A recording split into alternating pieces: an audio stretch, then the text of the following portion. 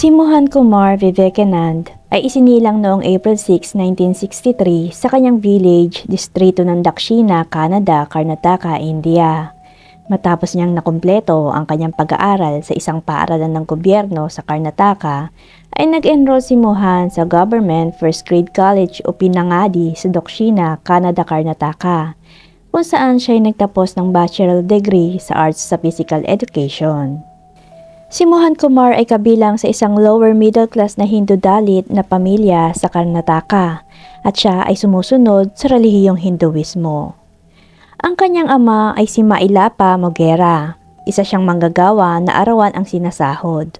Iniwan niya ang pamilya nung bata pa si Mohan. Ang ina naman ni Mohan ay si Tokru, isa ring trabahador na araw-araw sumasahod. Mayroon siyang 3 kapatid, 2 kapatid na lalaki at 1 kapatid na babae. Ang isa sa kanyang mga kapatid ay si Ramesh Kumar, nakapareho ng kanilang mga magulang na nagtatrabaho ng araw-araw sumasahod.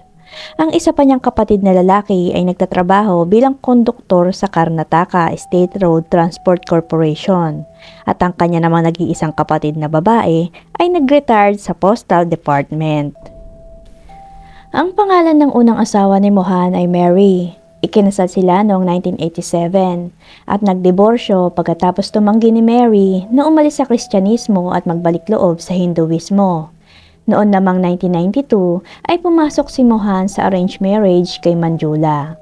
At habang ikinasal siya kay Manjula ay pinakasalan din niya si Sridevi na nagtatrabaho sa isang financial firm sa Mangaluru. Si Mohan Kumar ay may 6 na anak, tag-2 sa 3 babaeng kanyang inasawa. Ayon sa mga source na tuklasan ni Manjula at Sridevi, ang dalawahang kasal o dual marriage ni Mohan matapos itong arestuhin noong 2009. At kalaunan ay iniwan siya ni Sridevi matapos itong mahumaling sa isang preso na nakaka-eye contact at nakakausap niya habang binibisita niya si Mohan sa kulungan. Sinasabing nagkakilala sina Mohan Kumar at ang una niyang asawang si Mary sa Shiradi Primary School noong si Mary ay estudyante pa lang at si Mohan ang kanyang guro. Noong si Mary ay nasa grade 7 na, ang dalawa ay umibig sa isa't isa at nagsimulang mag-date at ikinasal si Mohan kay Mary noong naging 18 taong gulang na si Mary. Noong November 1984, nagsimulang magtrabaho si Mohan Kumar bilang guro ng gobyerno sa Shiradi Primary School sa Kanyana, Karnataka, sa ilalim ng isang kontrata. Ngunit ayon sa mga kaibigan ni Mohan, nakakuha siya ng trabaho bilang isang guro sa gobyerno nang hindi nakakuha ng diploma sa education. Ngunit dahil kabilang siya sa Dalit community kung saan ang gobyerno ng estado ay naglaan ng ilang upuan, kaya't pinapayagan silang maging guro sa gobyerno kahit na hindi nakakuha ng diploma sa education. At kalaunan ay nagturo siya sa iba't ibang paaralan ng gobyerno bilang isang guro. Gayunpaman ay maraming beses siyang nasuspinde sa serbisyo dahil sa hindi regular na pagpasok o palaging absent at maling pag-uugali. Matapos noon siya'y tinanggal sa serbisyo noong 2003 matapos siyang makulong na 1 buwan para sa tangkang pagpatay sa isang babae sa pamamagitan ng pagtapon ni Mohan sa babae sa ilog ng Nunet Rabati. Gayunpaman, pinabulaanan niya ang mga pahayag at sinabing tumalon ang babae sa ilog para magpakamatay matapos daw niya umanong tanggihan na pakasalan ito. At sinabi pa niyang di umano ang ilang mangingisda na nasa malapit sa kanila ay iniisip na tinulak niya ang babae sa ilog at saka nagreklamo laban sa kanya. Ayon sa isang ulat mula sa Karnataka Police, inamin ni Mohan Kumar na pumatay siya ng higit sa 32 kababaihan mula 2005 hanggang 2009 sa magkakatulad na paraan. Ibig sabihin ay sa pamamagitan ng pagpapainom sa kanila ng cyanide. Ang ulat ay habang inilalantad ang pamamaraan ng pagpatay ni Mohan ay inihayag na siya ay madalas na bumibisita sa mga pampublikong lugar tulad ng mga bus stand at mga restaurant upang maghanap ng mga potensyal na biktima na mga kababaihan na lampas sa perpektong edad ng kasal. Ibig sabihin sa kanilang kalagitnaan ng 20s at hanggang 30s at bukod doon ay kabilang sa mahihirap na pamilya. At pagkatapos niyang bigyang pansin ang kanyang mga biktima, ay susubukan niya makipag-usap sa kanila sa pamamagitan ng pagpapanggap bilang isang may kaya at isang opisyal na gobyerno na lalaki na naghahanap ng angkop na nobya. At kapag nabilog na niya ito, ay magpapalitan sila ng mga numero ng telepono. At sa kabubuo isang relasyon sa pagitan ng mga biktimang babae.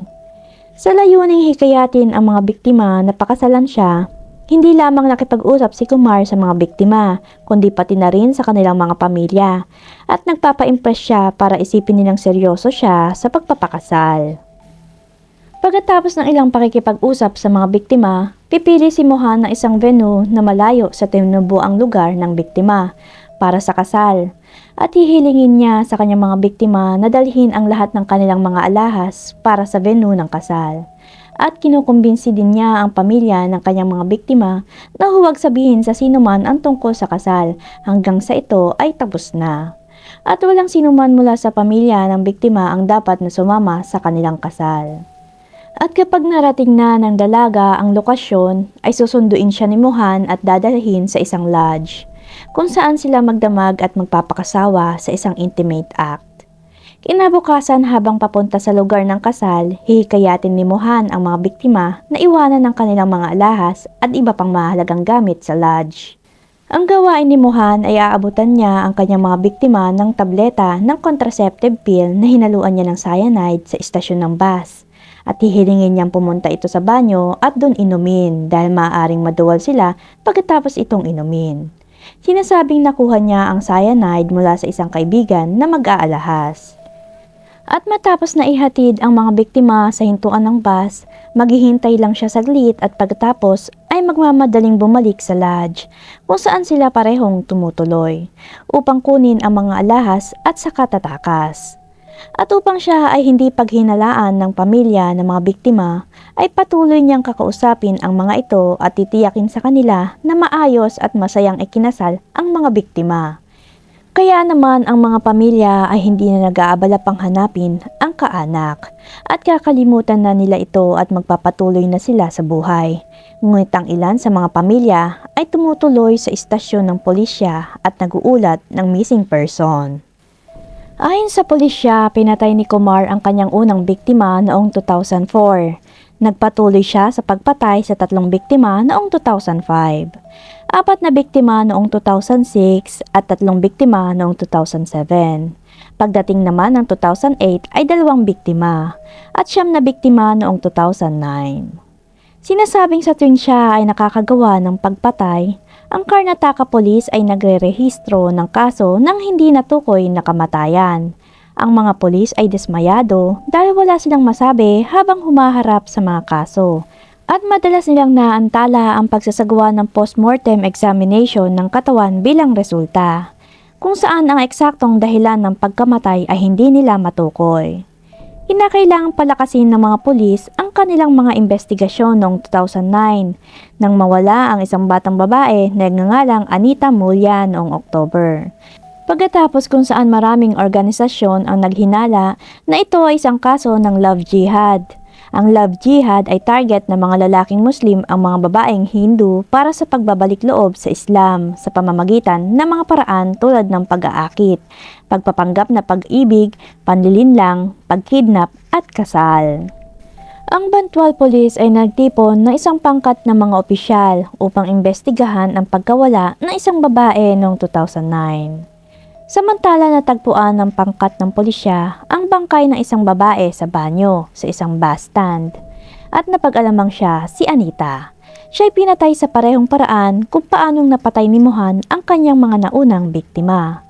Pagkatapos noon ay kinuha ng mga pulis ang mga call records ni Anita at itinuro ang numero ng telepono ni Sridhar na mula sa Madikeri.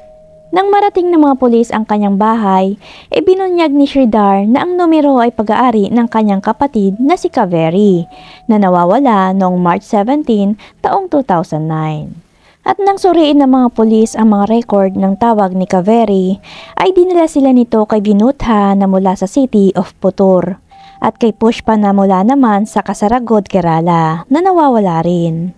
At matapos na matuklasan ang landas ng mga nawawalang kababaihan, hiniling ng mga kapulisan na nag-iimbestiga sa lahat ng istasyon ng pulisya na mula sa mga kalapit na distrito na ibahagi sa kanila ang mga detalye ng mga blatter o reklamong nakarehistro sa kanila tungkol sa mga nawawalang kababaihan mula sa kanilang lugar. At matapos na matanggap ang mga ulat, ang mga pulis ay nagsagawa ng masusing pagsusuri sa mga talaan ng tawag ng mga biktima at nagsiro sa isang solong telepono na may parehong numero ng email na ginamit upang makipag-ugnayan sa maraming kababaihan.